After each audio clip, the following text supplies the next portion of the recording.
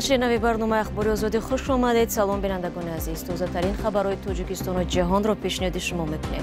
امروز 18 انور است و این موضوع‌ها را داریم. وکیلان پارلمانی اروپا از حکومت تاجیکستان خواستند که به پایمال کردن حقوق مردم خاتمه دهد. پیوندان برادری عبدالحلیم نظرزاده معاون پیشین وزیر دفاع تاجیکستان خوف دارند که آنها را بی سرپناه می‌گذارند. چیکار میشیده باشه اینقدر فرزنده که جا میبرده باشه، اینقدر ازمستانی خنو که جا میرفته باشه.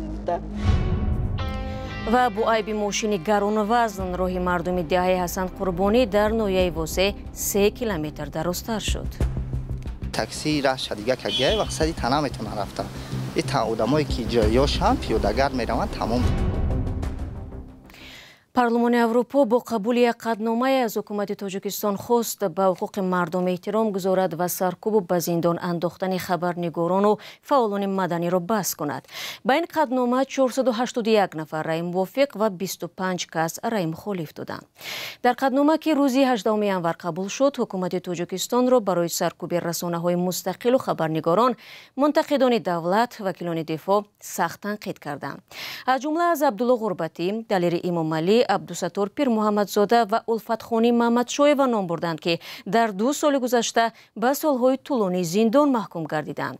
وکیلان پارلمان اروپا از حکومت تاجیکستان خواستند که بر طبق عهدهای بین‌المللی خود امکان بدهد تا مطبوعات آزادانه و بی ترس و هراس فعالیت نموده خبرنگارانی را که خودسرانه و به محکمه شفاف و عادلانه پس پنجره انداختند آزاد نمایند. قبل از قبول این قطعنامه، خبرنگار رادیو آزادی ریکارد جوزویاک با پتراس آوشتریویچوس وکیل پارلمان اروپا از لیتوا، یکی از مؤلفان قطعنامه، صحبت نمود و نخست از او پرسید که چرا محض در همین زمان قطعنامه را پیشنهاد کردند. I have to admit that today on Wednesday, which is 17th of January, من باید اعتراف کنم که امروز یعنی چهارشنبه 17 انور پارلمان اروپا به یک قطعنامه درباره آسیای مرکزی رای داد.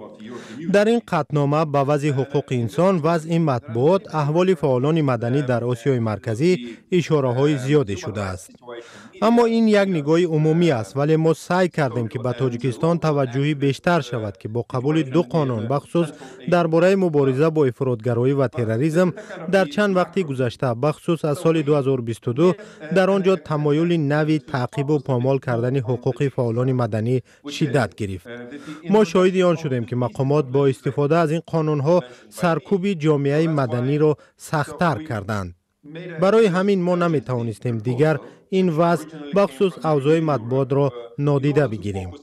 از این رو ما فوراً پیشنهاد کردیم و اصلاً پیشنهاد از طرف اتحاد اروپا آمد که به وضع مطبوعات در تاجیکستان تمرکز کرده شود، بخصوص با آن خبرنگاران و فعالان مدنی که با استفاده از آن 2 قانون از 7 تا به 20 سال زندان محکوم شدند و وضع مطبوعات و دیگراندیشی را در تاجیکستان فوق‌العاده بد کردند. سوال دیگر این بود که مقامات تاجیکستان به این قطعنامه تا کنون چی واکنشی نشان دادند؟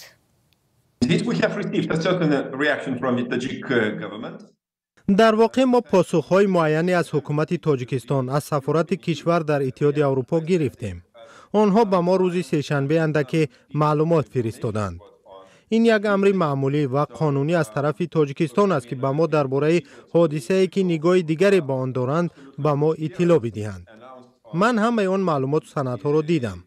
در واقع آنها بخصوص به افراد تمرکز کردند که در قطعنامه ذکر شدند. تعداد آنها زیاد نیست، به نظرم 6 نفرند. در آنها نظر حکومت پیشنهاد شده است و گفته شده است که آنها گویا بر کدام اساس به زندان محکوم شدند و یا آزادیشان محدود کرده شده است.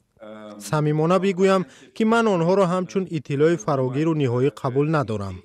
من میدانم که قانون‌های مبارزه با افراطگرایی در بسیاری از کشورها استفاده شدند و تاجیکستان هم از این استثنا نیست.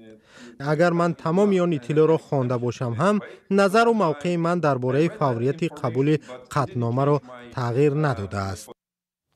خبرنگار ما همچنین از پتراس آوشتریویچوس پرسید آیا از آن نگران نیست که حکومت تاجیکستان بعد از این قطعنامه فشار به پارلمان اروپا و خود او را ادامه می‌دهد؟ It might happen, but I expect only. شاید بشود، ولی من انتظار دارم که از راه‌های قانونی صورت بگیرد. من می‌دانم که برخورد با کشورهای خودکامه چگونه است. مرا ببخشید، ولی تاجیکستان یکی از این کشورهاست و این چیزی نوین نیست. بعضاً واکنش‌ها بسیار قطعی می‌شوند.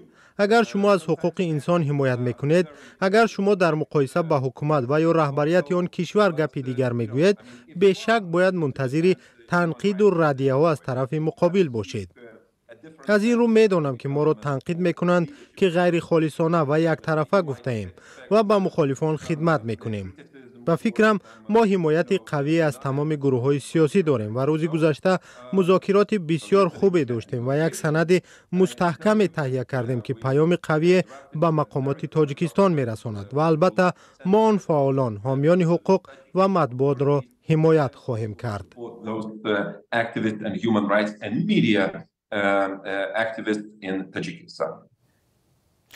بینندگان گرامی، مصاحبه کامل و گزارش مفصل درباره قطعنامه پارلمان اروپا را در وبسایت azadi.org بخوانید. رو میارم به موضوعهای دیگر. نزدیکان میرزا کریم نظرف برادر عبدالحلیم نظرزاده معاون پیشین وزیر دفاع تاجیکستان میگویند که دادگاه شامنصور منزل آنها را به نفع کمیته اداره اموال دولتی مصادره کرده است. این خانواده از آن در تشویشند که ممکن است هر زمان از خانه محروم شوند و در این زمستان به سرپناه مانند. عبدالحلیم نظرزاده معروف به حاجی حلیم سال 2015 در پی یک آشوب کشته شد. ادامه در گزارشی علیشیر ظریفی و امیر سویف. یک محشید ما شب و روز خواب نداریم. این زن میگوید اگر آنها را از این منزل بیرون کنند دیگر جایی برای رفتن ندارند. با قول او در این منزل 4 عائله و در مجموع با فرزندان و نبیرگان 28 نفر زندگی میکنند. من خودم یک آدم کسل تا سحر پاهم میسوزه. چی کار میشیده باشه؟ اینقدر فرزنده که جا میبرده باشیم، اینقدر زمستانی خنو که جا میرفته باشیم. گفته شب و روز خواب نیستیم. یک محشید ما را مهلت دادیم که دمی یک ماه باید شما خانه را خالی کنی به دادن منزل. مقامات قبلا گفتند که میرزا کریم نظرف روز 16 سپتامبر سال 2015 همراه با عبدالرحیم و میرزا حیات 2 برادر دیگر حاجی حلیم کشته شدند. با گفته آنها 3 برادر حاجی حلیم زمانی کشته شدند که برای مایل کردن برادر خود با گفت و شنید می رفتند و گویا در راه از تیر آشوبگران به هلاکت رسیدند. نزدیکان میگویند بغیر از خبر مقامات تفصیلات دیگری را درباره آن حادثه ها نمیدانند، ولی در دست سندهای رسمی دارند که به آنها تعلق داشتن منزل را ثابت میکنند. 16 سال شد ما در همین خانه زندگی میکنیم. حجتاش همش قانونی بود، حجتاش همش تغری بود. 2014 ده همین خانه را به نام من و بچه هم تحفه کردن شوهرم پیش ای کارو 2014 ده. اینا اومدن همین خلی به نام همین حاجی حلیم خانه ما را گذروندن. این خانه اگه به نام من و به نام بچه هم بود، به نام شوهر هم نبود، در نام بیا گذروندن و این ما را همین خیلی غم دادستیان.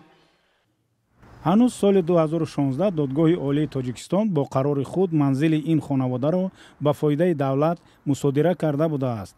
با گذشت 7 سال این مسئله دیگر باره دادگاهی می شود.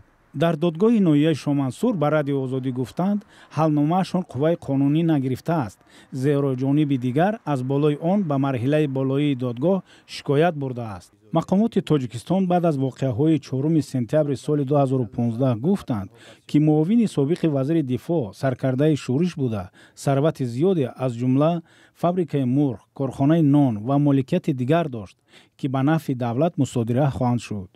فوریه 2016 حجت‌های خصوصی گردانی 12 بنا و انشاءات و جمعیت‌های متعلق به عبدالحلیم نظرزاده و نزدیکان او سنجیده شد. آن زمان مقامات گفته بود در میان مالکیت به فایده دولت مصادره شده عبدالحلیم نظرزاده از جمله 3 استراحتگاه در دره ورزاب، طربخانه و رستوران در دوشنبه، فرم در رشت و مالکیت دیگری بوده است. ولی معلوم نیست که چنین دارایی‌هایی که دولتی شدند بعداً از طریق مزایده به افراد دیگر فروخته شدند یا هنوز دولتی اند. نزدیکان محکوم شده‌های دیگر مانند وزیر پیشین و صاحبکار موفق زید سعیدов، فرمانده غفور میرزایف و دیگران بارها گفتند مصادره اموال در چنین موردها با قانونشکنی‌ها جریان گرفته است.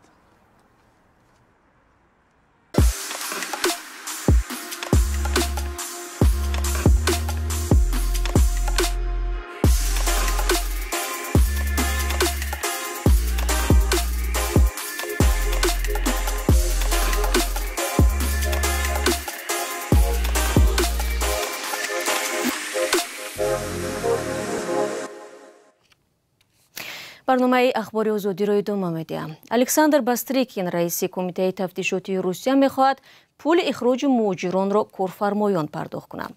با گفته باستریکین حالا بسیاری از خارجیان از حساب بودجه روسیه از کشور اخراج می‌شوند. او همچنین پیشنهاد کرده است تا مهاجران را مجبور نمایند که مبلغ معینی را پس‌انداز کنند تا همان پول برای اخراج یا پرداخت جریمه استفاده شود. حالا اکثرا برای مهاجرانی که باید اخراج شوند و در بازداشتگاه موقتی نگهداری می‌گردند نزدیکانشان پول بلیط به وطن را خریداری می‌کنند. رسا 2 هفته می شود ساکنان دهه در نویه ووسه با مشکل رفت و آمد روبرو گردیدند. پولی که طریق آن مردم خود را تا به شهرهای اساسی می رساندند در زیر ماشین گران وزن 2 تقسیم شد. حالا معلوم نیست این پول کی و از کدام حساب تعمیر می شود. مقامداران وزارت نقلیات تاجیکستان میگویند بودجه کشور همه ساله 10 میلیون سومانی را از سبب با وزن از معیار زیاد در راه حرکت کردن ماشین های بارکش از دست می‌دهد. محمود جان رحمت‌زاده تفصیلات دارد. این پول در دهه حسن قربانی ناحیه ووسه 2 هفته پیش از وسط شکسته است. ساکنان با احتیاط روی این پول قدم می‌گذارند. با گفته آنها راهی اساسی و نزدیک به دهه حسن قربانی طریق همین پول بوده است. حالا ارتباط با روستاها از طریق این پول کاملا قطع شده است. افرادی که میخواهند تا شاهراه برایند باید از این مسیر پیاده گذرند. روزی کمی چپش دگه تاکسی راه دیگه کگه وقت سری تنها میتونه رفته. این تا آدمایی که جایاش هم پیاده‌گرد میروند تمام دیگه هیچ که رفته نمیتونه. تا روزی که پول تخریب شد ماشین‌های خرد از بالای آن عبور می‌کرده اند. یک ماشین گران وزن باعث شکست پول شده است. اکنون با گفته ساکنان دهات ماشین را صاحبانش بردند و پول شکسته را به آنها گذاشتند. روز 4 ینور یک ماشین گران وزن هنگام گذر کردن از بالای پل دهه حسن قربانی جماعت توگرک ناحیه ووسه این پول را از میانش میشکند. وزیر نقلیات در یک جلسه انتقاد کرده گفته است که این ماشین از 50-52 تن بار زیاد داشته است که باعث شکستن پل شده است. این بار اول نیست که در ناحیه ووسه هنگام گذر کردن ماشین های گران وزن پول ها از میانش میشکند. دهه حسن قربانی و 2 دهه دیگر جماعت توگرک را 2 پول به راه اساسی پیوست میکند. سال 2021 یک پول این منطقه را یک ماشین باربردار از میانش شکسته بود. با گفته ساکنان آن وقت این پول یگانه پول بود که 3 دهه را با هم میپیوست. حالا این پول با میان شکسته خواب است و راه ساکنان را تا 3 کیلومتر دورتر کرده است. دیگه گذاشته نمیشه ماشینا دیگه گذاشته طور نمیتونه. هست میگه برام هست میگه خنبه برام نمیتونه شه بیای.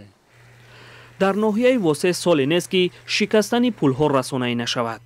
مقامات هر دفعه یک بهانه را تکرار میکنند که این پول ها از زمان شوروی باز مانده اند.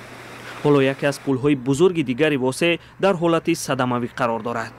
این پول پایتخت را به مرکز ولایت مختار کوهستانی بدخشان میپیوندد. حکومت محلی میگوید که برای تعمیر این پول میلیون ها سومانی ضرور است.